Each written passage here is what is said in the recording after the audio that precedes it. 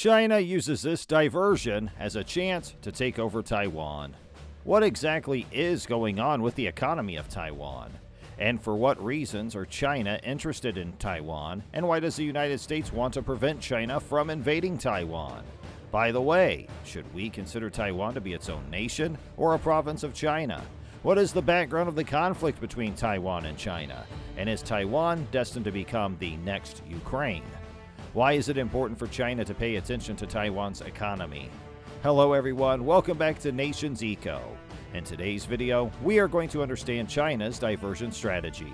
So without any further ado, let's begin. Officially known as the Republic of China, Taiwan is a Chinese island and territory. Many people have different opinions on how to best deal with the contentious debate over Taiwan's political status. The current geopolitical situation has resulted in the existence of two Chinas, the People's Republic of China, or PRC, often known as China, and the Republic of China, or ROC, also known as Taiwan. In 1971, Taiwan stopped being recognized by the UN as part of China. Rather, the People's Republic of China was given the position. That's why the rest of the world recognizes the People's Republic of China as a legitimate government in China. The People's Republic of China is widely acknowledged as the legitimate government of mainland China, Hong Kong, and Taiwan. On the one hand, the country is always at least passively threatened with invasion by one of the world's most powerful militaries. On the other, more everyday realities start to become an issue. According to what Chairman of the Joint Chiefs of Staff General Mark Milley told Congress, China's goal is to have the capability to invade and control Taiwan within the next 6 years, but it's possible that China does not intend to do so in the near term. Milley stated that the testimony given to Congress earlier this year by former U.S. Indo-Pacific Command Commander Admiral Phil Davidson and current Indo-PACOM Commander Admiral John Aquilino that China was preparing to take Taiwan within the next 6 years was based on comments made by Chinese leader Xi Jinping to the People's Liberation Army. Milley's statement was made in reference to congressional testimony given earlier this year. Their assessment is based on a speech by President Xi that challenged the People's Liberation Army to accelerate their modernization programs in order to develop capabilities to seize Taiwan and move it from 2035 to 2027. Their assessment is based on a speech by President Xi that challenged the People's Liberation Army to accelerate those modernization programs.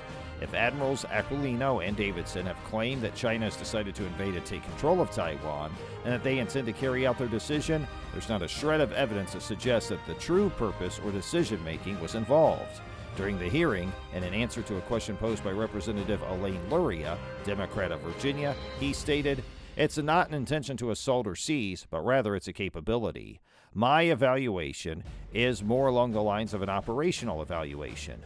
Do they have plans to launch an assault or capture control of the territory in the not-too-distant future, which is defined as the next year or two? According to what I've observed so far, the answer is no, but my opinion may shift in the future. The attention is something that is prone to undergo rapid shifts."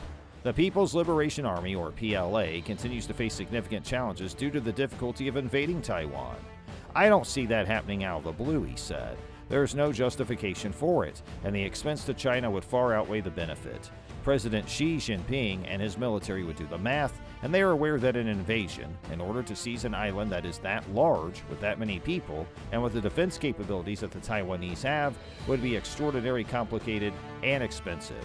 I'm not seeing any symptoms or warnings yet," he said, "at this point in time, which is within the next 12 to 24 months. Davidson informed the Senate in March that the likelihood of an invasion of Taiwan had increased significantly since the previous month. "I am worried that they are accelerating their ambitions to supplant the United States and our leadership role in the rules-based international order. They have stated for a long time that they want to do this by the year 2050, and I'm concerned that they're speeding up their efforts to accomplish this goal. I'm concerned they're going to move that target closer," he said after that. "It is very evident that Taiwan is one of their goals before then. In addition, I believe that the danger will become apparent throughout this decade, more specifically within the following 6 years." Aquilino spoke to the Senate at his confirmation hearing for the position of Indo-PACOM later that month and stated that the protection of Taiwan was the most significant military concern in the region. "The most worrisome possibility is that a military force will be directed towards Taiwan. To combat that, The forward posture west of the international date line is how Admiral Davidson describes it, and I concur with that, Aquilino told the Senate Armed Forces Committee. The forward posture refers to forces' position to be able to respond quickly, and it does not just refer to our forces. In response to the remarks made by Milley, Luria stated that the proposed budget for fiscal year 2022 did not include adequate funds for shipbuilding, nor did it contain enough money for the Pacific Deterrence Initiative, and it unnecessarily proposed to decommission warships. Luria's comments came after Milley's remarks. The budget does not portray that feeling of urgency when we're seeing a reducing fleet rather than a rising fleet to oppose China and the dangers in the Pacific. Custom quarantine. A customs quarantine could be implemented by China, which would mean that China would effectively take control of Taiwan's air and sea borders.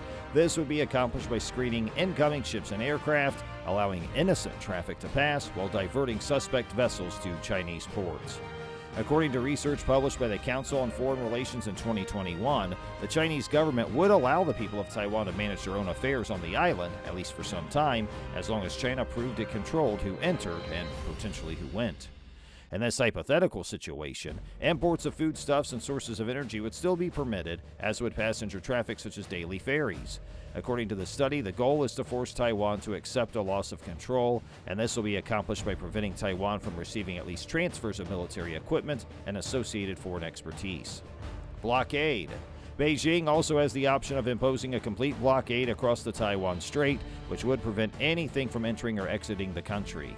In a report from 2021, the Taiwanese Ministry of Defense stated that, at the present time, the PLA is capable of performing local joint blockade against our critical harbors, airports, and outbound flight routes to cut off our air and sea lines of communication and impact the flow of military supplies and logistic resources, as well as our sustainability for operations.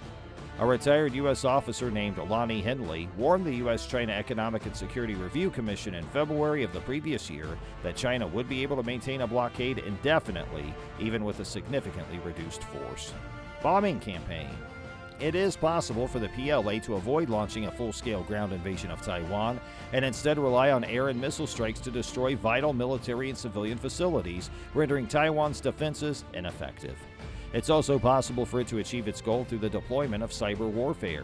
According to Andrew Krepinovich, an American defense policy analyst and former Pentagon official, if the PLA acts according to its doctrine, we would likely see a massive cyber attack supported by large-scale jamming and other forms of electronic warfare on the island to disable its critical infrastructure and military command links. To be honest, China's really clever. What do you guys think? Let us know in the comment section down below. And hey, I think that's going to do it for today's video, guys. We hope you enjoyed it. If you did, please make sure you click on the like button and share it with all your friends and family. I'll also ask you to please subscribe to our YouTube channel and make sure you press that bell icon on your way out the door. That way you're always notified whenever we have new updates and uploads to our channel. Hey, we thank you for spending time out of your busy day with us today, and we look forward to seeing you in our next video. Have a great rest of your day, and thanks for watching.